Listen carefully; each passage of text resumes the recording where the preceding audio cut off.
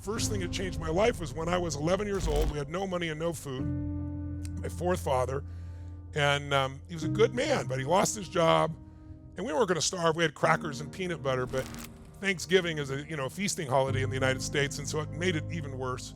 And my parents were arguing and sharing things back and forth that once you say them, you can never take them back. Everybody remembers them. And I'm trying to get my brother and sister not to hear it. And long story short, a man knocks on the door. I open the door, and there's this tall man standing there with these 2 bags of groceries, and he had a pot with an uncooked turkey on the ground. And he said, "Is your father here?" And I said, "Just one moment." And I went to go get my dad, and he was screaming through this door at my mom. And I said, "There's somebody here for you, Dad." And he goes, "You answer." I said, "I did. It's for you." "Who is it?" I said, "I don't know." And I was so excited to see him be so happy. And when he opened the door, he was not happy. I couldn't believe it. He said, "We don't accept charity." And he went to slam the door in the man's face. And long story short, the man finally just said, "Look, sir, I'm just delivering this food. Someone knows you're having a tough time. Everyone has tough times. And, this is for your family." And my father went, "We don't take charity," and started to push the door again. And the guy's leg was there, so it smashed against it and popped open. And the man saw me, and I'll never forget this moment. He looked at me, and he looked at my father, and he said, "Sir, don't let your ego get in the way of taking care of your family."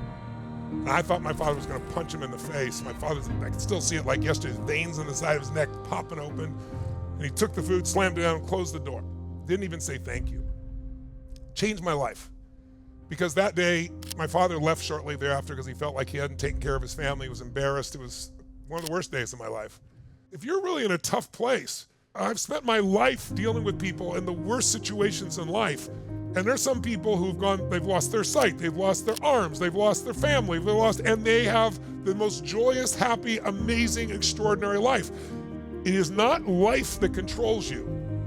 What controls us is the life you focus on. In fact, jot this down if you would. Write down, "I'm not experiencing life. I am not experiencing life. I'm experiencing the life I focus on." Because whatever you focus on is real to you. It becomes your story.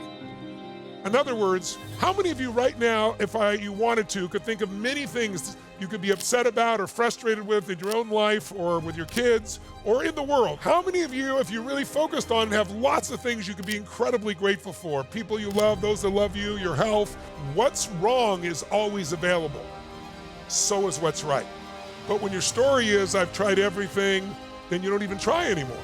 You can have the answer right in front of you and not see it. I'll give you an example of storytelling. I remember when I was a kid, I don't know if you ever had experience like this. We were really poor, and I worked hard, and I had to go to the store, get the groceries on my bike, bring it, make the meal, put it down. I finally sit down to eat, and my mom or dad would say, "Get me the salt." And I'm starving, I'm just starting to eat. So I go, "I don't know what the salt is." I was not lying. I didn't know the exact GPS location of the salt. They say, "You know what the salt is, kid, get the salt." I was like, "I don't know what it is, get the salt." "I don't know, go get the salt." So I get up, and what am I saying? "I don't know what the salt is, I don't know what the salt is." Open the cupboard, and I go, "It's on the second shelf." "I don't know what the salt is." I look, I go, "It's not here." They said, "It's on the second shelf." I'm going, "I don't know what salt is." I really am looking. It's not there. My dad walks right beside me, reaches right in front of my face, and goes, "What is this?" Well, I was telling myself a story over and over again. I don't know what the salt is, and so my eyes saw the salt, but my brain didn't perceive it. It created in psychology what's called a scotoma, a blind spot, where literally you can't see the answer. How many of you have ever been with someone and they want your help and you're trying to help them, show them how to do something, and they don't even see it because they have a story that's stopping them, a limiting belief? Change your story, change your life. If your story is, "Man, I'm always at the bottom of the pile and I try everything and nothing ever works and I've been through this and that," it may be true, but that's the wrong story. A better story is, "I've gone through all these experiences that have made me stronger, and now I'm ready. I'm ready for the next step. Here's what I'm going to do." And as simplistic as that sounds, you'll never use the right strategy if you have a limiting story. Your story says nothing works, so when I show you the strategy, "Oh, I've tried that," or, "Nothing like that works. That works for rich people." The story is the glue that gets you stuck. What you want to do is divorce the story of your limits, of your limitations, and marry the truth of your real abilities. Now, some people get a divorce and then they go visit with their divorced one over and over. Don't want to visit with your old beliefs. You just want to cut it off and move forward.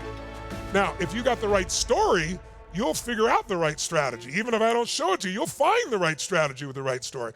But your story is affected by what you should be starting with, and most people get to last, if ever, and that is your state. your mental emotional state. Now, what does that mean? Have you ever gotten really angry with somebody, and then suddenly when you're angry with them, you think of everything they've ever done that's ever pissed you off? Or a better example is, have you ever been with somebody, have you ever gotten to a place where you felt like head over heels in love with someone? What will you do for them? So in the beginning of a relationship, we're in a different state. We have a different story. Our state and story is like, what do you want?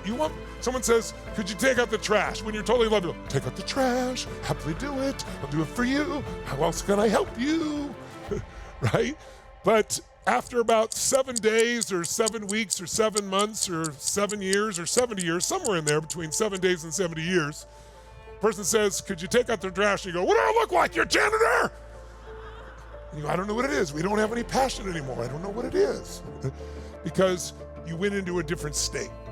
When you're in a great state, things flow. Now you can change your state, the way your mind and emotion is working. That's where you want to start. You want to change this order.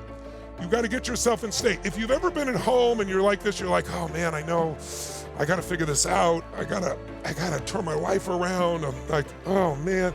In this state, you will never get the answer. But if I can get you in a radically different state, like you see we do in the seminars, in that energized state, now we can create a new belief or a new story. Now when I show you what to do, you'll do it because your body is wired for it. You have that testosterone drive and the cortisol's gone. Now I've been teaching how to change your state for decades. The fastest way to change your state is a radical change in the way you use your body.